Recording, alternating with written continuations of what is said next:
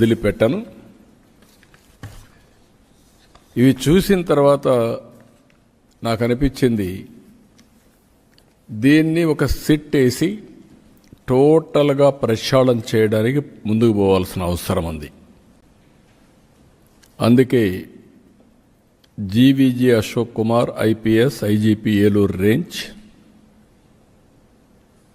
Rahul Dev Sharma IPS director enforcement prohibition and excise,